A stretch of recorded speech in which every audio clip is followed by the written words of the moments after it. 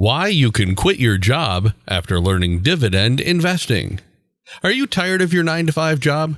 Well, what if we told you there's a way you could quit your job? Yes, you heard it right. You can quit your job and still enjoy all the pleasures of life without worrying about money. That's the power of dividend stocks. If you want to know how to do it, stay tuned. Greetings. In this video, we're going to learn about dividend stocks, how it works, and how you can make a stable income from them.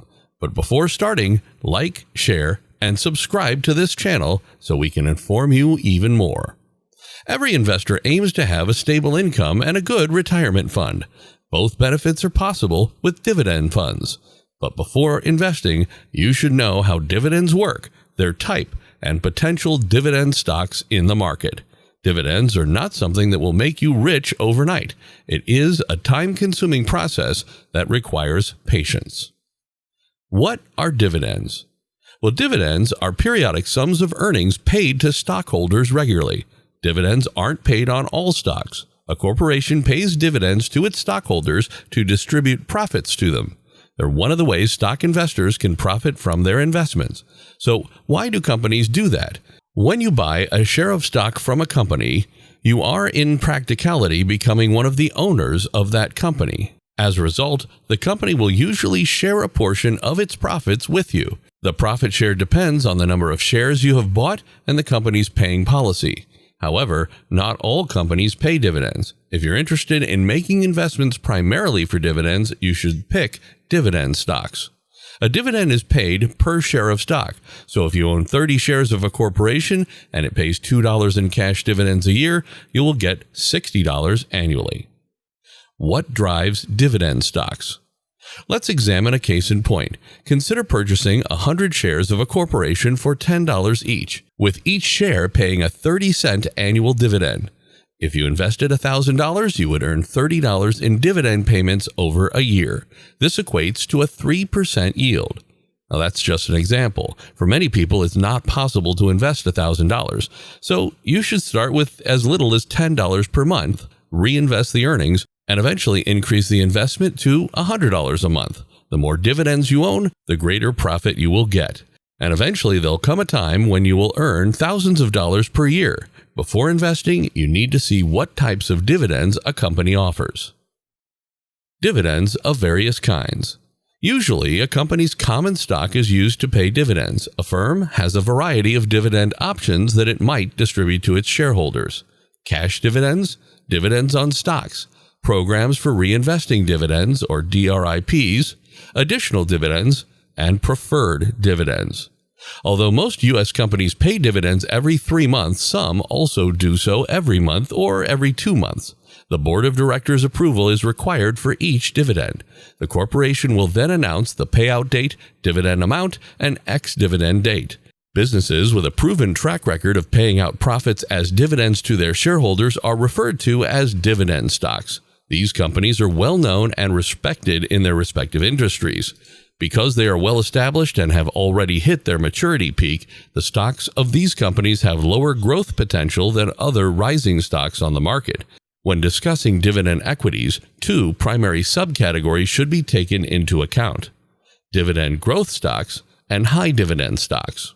Stocks with a higher potential for future dividend rate increases are known as dividend growth stocks.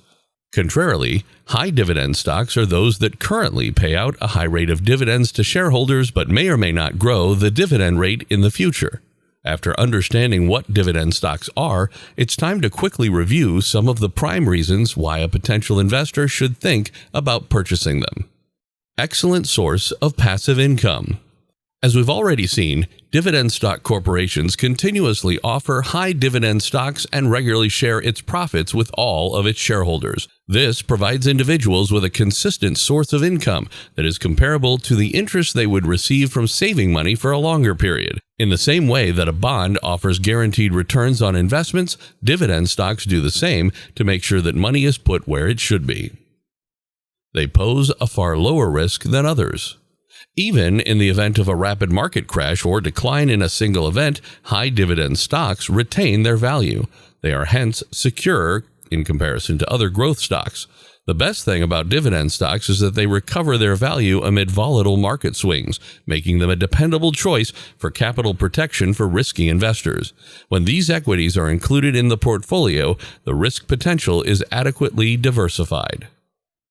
They provide investors with two advantages. Dividend stocks may increase in value even though they do not have any greater growth potential than growth stocks. Investors can take advantage of all the dual advantages, including value growth and reliable steady income, by investing in dividend stocks. For instance, a shareholder can buy a company with a high dividend yield and benefit from it for several years. He can later sell his investment to recoup a sizable return from his original investment. They help you fight inflation. Making wise and inflation-proof investments is imperative as the inflation rate is rising steadily day after day. An investor can do this by purchasing dividend companies, particularly those with significant dividend growth. Growing dividend yields will aid you in thwarting and eradicating the inflationary trend. They are less prone to market volatility. With dividend stocks, investors can avoid devoting all of their time and effort to monitoring stock fluctuations and other stock market developments. Companies with dividend stocks tend to be relatively solid and stable, less vulnerable to market turbulence, and less likely to see large price changes. To start investing in dividend stocks, all a person needs is a basic buy and hold strategy. Less tax on dividend stocks. The majority of dividend stocks provide qualified dividends, which can be taxed anywhere between 0 and 20% depending on your tax level. Compared to the conventional income tax rates of 10 to 37% or more, this range is much lower. Knowing how to assess dividend stocks is crucial before you purchase any. These measures can help with your understanding of dividend yield, dividend reliability, and most importantly, how to spot warning signs. Dividend yield. In terms of a proportion of the stock price, the dividend yield is the annualized dividend. The dividend yield, for instance, could be 5% if a corporation paid $1 in annualized dividends and its stock was trading at $20 a share. Dividend payout ratio.